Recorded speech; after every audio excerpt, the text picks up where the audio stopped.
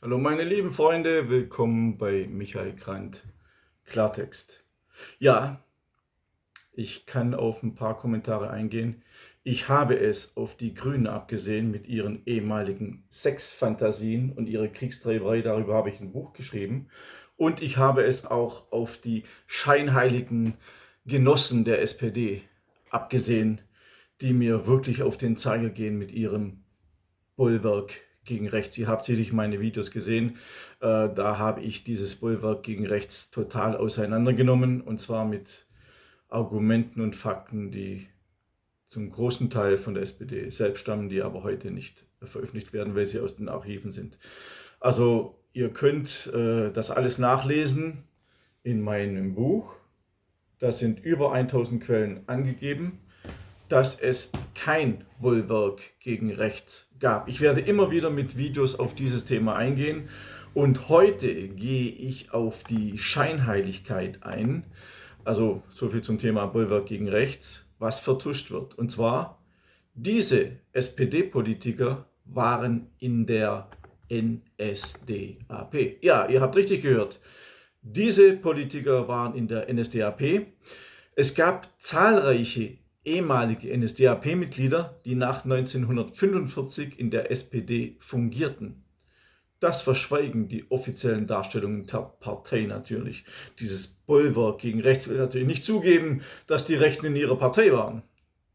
Folgende Liste, die ich euch jetzt sage, oder die Namen, die ich euch nenne, habe ich aus dem Buch mit dem Titel Kritische Geschichte der deutschen Sozialdemokratie 1863 bis 2018, Band 2 der Studien zur deutschen Sozialdemokratie von Robert Hoffmann entnommen.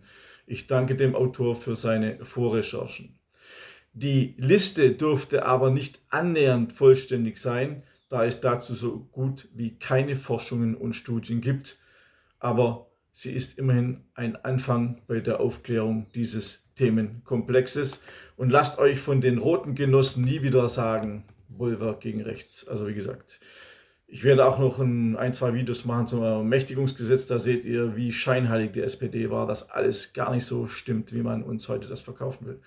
Aber zurück zu den ehemaligen NSDAP-Mitgliedern, die später SPD-Mandatsträger wurden. Und zwar als erstes Karl Ahrens, Mitglied des Bundestages und Präsident der Parlamentarischen Versammlung des Europarates.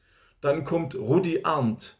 Er hatte verschiedene Ministerämter in Hessen inne, war sogar Oberbürgermeister in Frankfurt am Main und Mitglied des Europaparlaments. Folgend Alfons Bayerl, Staatssekretär beim Bundesminister für Justiz und ebenfalls Mitglied des Europäischen Parlaments.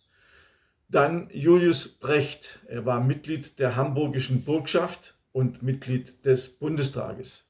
Fritz Büttner, Mitglied des Bundestages, war vor 1933 SPD-Mitglied und trat 1937 der NSDAP bei. Helmut Kaspar war Landtagsabgeordneter in Hessen. Wilhelm Konrad war Stadtrat in Gießen und Finanzminister in Hessen. Heinrich Deist war Mitglied des Bundestages, stellvertretender Vorsitzender, Fraktionsvorsitzender der SPD und seit 1920 Mitglied der SPD, trat 1937 in die NSDAP ein. Ihr seht also, viele Mitglieder aus der damaligen Zeit waren nach dem Krieg auch so scheinheilig, dass sie in die SPD eingetreten sind. Ich habe noch weitere Namen auf Lager. Und zwar sind es Namen, die neuer sind. Ältere, also so wie ich, kennen vielleicht noch den einen oder anderen Namen. Weitere ehemalige NSDAP-Mitglieder, die später in die SPD eintraten. Christian Enders war Mitglied des Landtages Hessen, trat 1937 in die NSDAP ein. Erhard Eppler, also ein sehr bekannter Name, Mitglied des Bundestages, Bundesminister für wirtschaftliche Zusammenarbeit und Mitglied des Landtages Baden-Württemberg, trat 1943 in die NSDAP ein. Adolf Feurig war Mitglied des Bundestages. Bruno Friedrich, Mitglied des Bundestages, Mitglied des Europäischen Parlaments. Karl Hellwig war Landtagsabgeordneter in Hessen. Und Günter Hellwig war seit 1938 NSDAP-Mitglied, SS-Hauptsturmführer, Angehöriger des SS-Sicherheitsdienstes und als Chef der Gestapo-Leitstelle in Marseille maßgeblich für die Deportation Tausender von Juden in die KZs verantwortlich. Wegen der Ermordung von 5 sowjetischen Kriegsgefangenen in Bottrop wurde er 1949 von einem Militärgericht zu 2 Jahren Haft verurteilt. Nach seiner Entlassung wurde er 1950 in die Bottroper SPD aufgenommen, 1953 Einzug in den Stadtrat, Kriminalbeamter und Mitglied der Gewerkschaft der Polizei. Später Einzug in den Nordrhein-Westfälischen Landtag als Abgeordneter und im Parteivorstand der Bundes-SPD 1958. Später Kripo-Chef in Mülheim. Am 1. Februar 1954 wurde er von einem Marseiller Militärgericht wegen seiner Verbrechen als Gestapo-Chef zum Tode verurteilt. Hellwig wurde erst vom Innenminister Joseph Hermann Duffues, CDU, frühzeitig in Pensionierung versetzt. Der nächste Name auf der Liste aus dem Buch, das ich euch genannt habe: Hans-Georg Schachtschnabel, Mitglied des Bundestags, Mitglied des Europäischen Parlaments, SA-Beitritt 1933, SS-Beitritt 1934, NSDAP-Beitritt 1937, SPD-Beitritt 1946 und schließlich Karl Schiller, der berühmte Karl Schiller, Wirtschaftssenator in Berlin, Vorsitzender der SPD-Bundesfraktion, Bundeswirtschaftsminister, Finanzminister.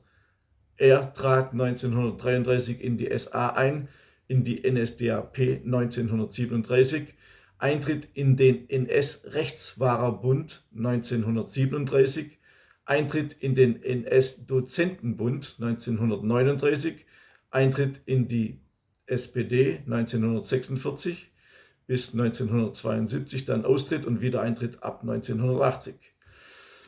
Ihr seht also, es gibt einige Namen nicht von einfachen Mitgliedern der SPD, sondern von Mandatsträgern, auch von Ministern, von Menschen, die auch im Parlament saßen, die früher in der NSDAP waren.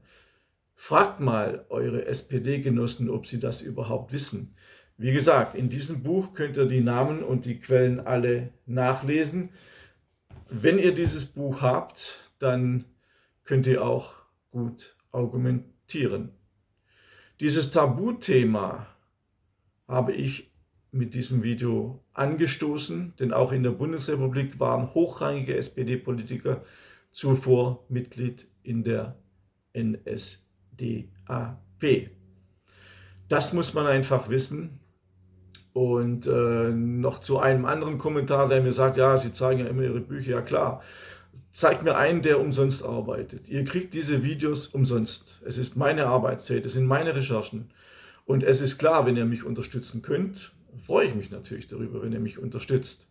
Also, wenn ihr mir einen zeigt, der immer umsonst arbeitet, dann müsst ihr mir auch den Supermarkt zeigen, wo man umsonst Essen kriegt, wenn man kein Flüchtling ist und kein Asylant, sondern wenn man hier arbeitet und fleißig ist. Ich freue mich auf eure Kommentare, die ich leider nicht einzeln beantworten kann, aber ich lese jeden einzelnen und gehe immer mal wieder in einem Video auch auf den einen oder anderen Kommentar ein, aber leider nicht auf alle, weil es sind wirklich Tausende, die ich bekomme, und ich bin ja gerade an der Schrift, an dem Verfassen von Adolf Hitler eine Korrektur Sonderband.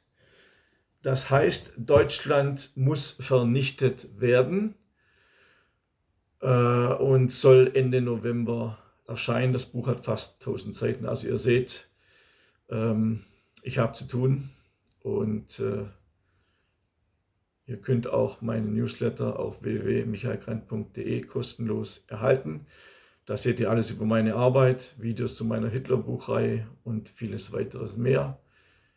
Ich würde mich auch freuen, wenn ihr bei Telegram bei mir im Kanal wärt. Die Telegram-Adresse steht auf meiner Homepage. Ich wünsche euch alles Gute, bleibt locker, lasst euch nicht zu sehr verdummen und auf Deutsch gesagt verarschen. Ich werde meinen Mund nicht halten, ich werde weiterhin Videos veröffentlichen so lange, bis auch dieser Kanal gesperrt wird wie der letzte.